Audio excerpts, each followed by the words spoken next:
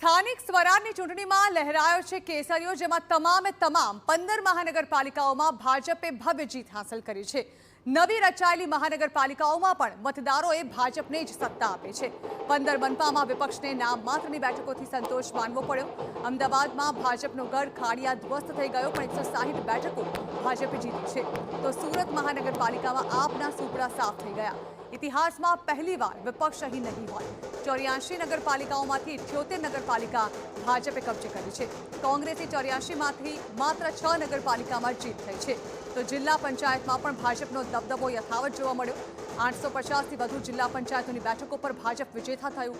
જિલ્લા પંચાયતની 1090 બેઠકોમાંથી કોંગ્રેસને 200 બેઠકો પણ ન મળી। તાલુકા પંચાયતોમાં પણ ચાલી ભાજપની પ્રચંડ લહેર।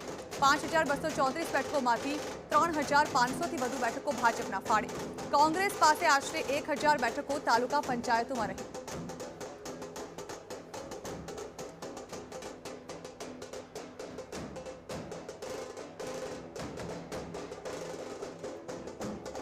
તો જ્યાં ભાજપે પ્રચંડ જીત હાંસલ કરી, ત્યાં બીજી તરફ ભાજપ કાર્યાલય ખાતે તેની દબદબાભેર ઉજવણી પણ કરવામાં આવી।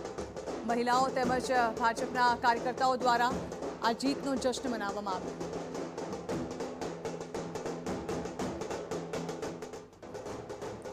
તો આજે સ્થાનિક સ્વરાજની ચૂંટણીમાં ક્યાં કેવી પરિસ્થિતિ સર્જાઈ તેના વિશે વાત કરવામાં આવે તો કુલ 15 મહાનગરપાલિકા, જેમાંથી 15 મહાનગરપાલિકામાં ભાજપનો ભગવો લહેરાયો છે।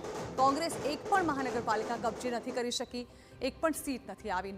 નગરપાલિકાની વાત કરવામાં આવે તો ભાજપે 78 નગરપાલિકા પર ભગવો લહેરાવ્યો છે, જ્યારે કે કોંગ્રેસ 6 નગરપાલિકા મેળવી શકે છે।